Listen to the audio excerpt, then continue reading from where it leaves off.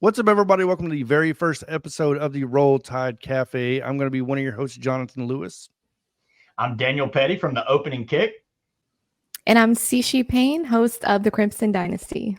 There we go, guys. Yes, you're looking at the brand new face here on Bama Standard Network, Jonathan Lewis. Cece, great host from Crimson Dynasty. Obviously, Daniel over here from the Opening Kick. Hopefully you guys enjoy this moving forward. But with today's very first video, we have to talk about some important, I think is important. I'm talking about Ivan Taylor, the four-star safety, according to 24/7 Sports, possibly committing and flipping once again from Michigan to Alabama. But to give you guys some general information on him before I get you guys' take from Daniel and Cece here, Ivan Taylor is a four-star safety according to 24/7 Sports, the number 2 safety in this class. Why is that so important to be paying attention to this, guys? It's because we have no current safety commit for the 2025 class, right? So Alabama relying on Derick Smith to be that guy, leaving going to Auburn to be the wide receiver. But he does stand at 6 foot, even 174 pounds, out of Winter Garden, Florida, and plays for West Orange, which is a 6A school. And, of course, son of legendary cornerback Ike Taylor, or defensive back Ike Taylor. I'm going to pass this over to Daniel and Cece and give me why you guys think he would commit to Alabama and where he would fit into this system. I think he fits in the Malachi Moore role. I think that's why he would commit. Bama needs that kind of quarterback at safety. And you're talking about a kid, like you mentioned, his dad's Ike Taylor, 2-time Super Bowl winner for the Pittsburgh Steelers at cornerback. So this is a kid that's grown up around NFL players and NFL coaches and around that language. And that does make a difference when you get to grow up with that kind of teachings and pedigree.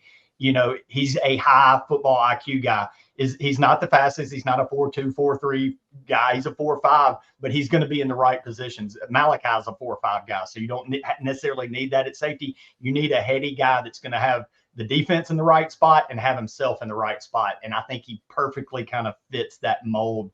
And, you know, Malachi's gone after this year. We need someone stepping in. And as you alluded to, don't have a safety. And it kind of a perfect courtship, it looks like to me. Yep. Moving on, Cece.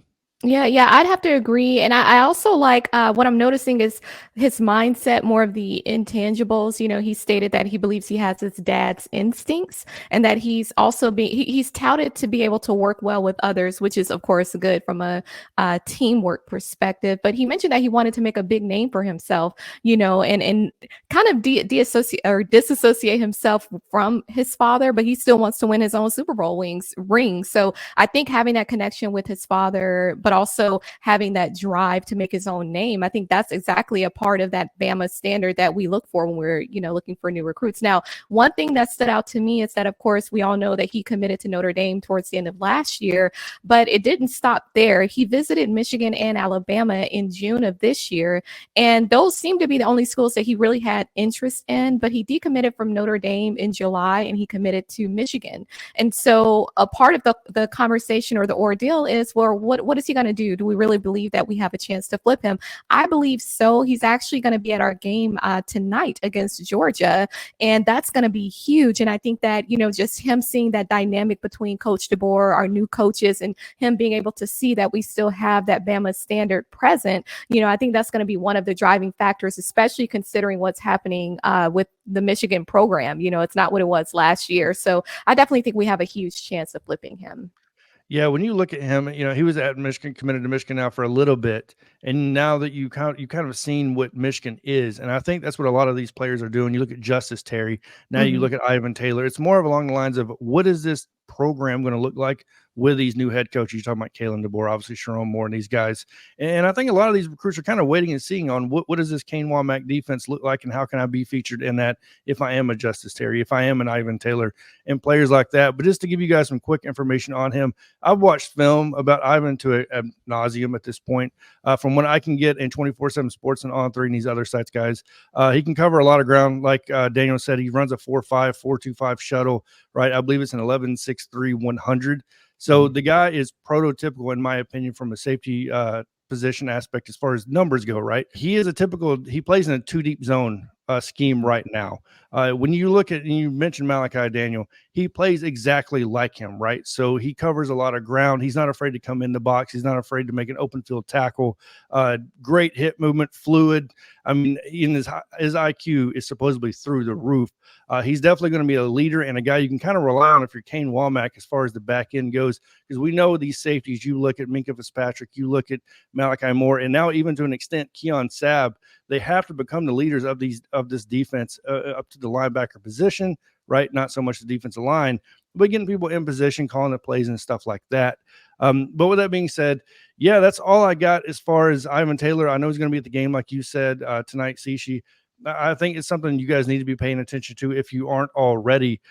This is a very important, in my opinion, recruit as a whole, because Malachi Moore is leaving soon. Keon Sabb doesn't have a lot of time left, right? So we're going to be replacing a lot of these guys on the back end outside of the cornerbacks very soon. So with all that being said, Daniel, any last words as far as Ivan Taylor? Do you think he could flip over to Alabama, and do you think he would fit in well with Kane Womack? I think he's a perfect fit for the Kane Womack defense, and that's why I do think he is a very key, huge potential flip candidate. That I think there's a strong possibility, if you're reading tea leaves right now, that he ends up in the Crimson. Cece, what do you think? Oh, I think I would say I'm about 95% sure. I think that when you look at Kane Womack, but you also look at what we currently have, yeah, we don't have any safeties right now in the 2025 class, but look at who we just got in 2024. So I think that from a development perspective, you talk about the Xavier Browns, the Zay Menzies, all these guys that we were able to bring in, he's going to be able to come right behind them and be able to learn, maybe feed off of them. And I believe he'll fit right in. There we go. So that's all we got for today. Make sure to leave in the comments below what you guys think about this. And if you guys haven't already, make sure to like, share, and subscribe below as well. If you're watching this video, as obviously the Bama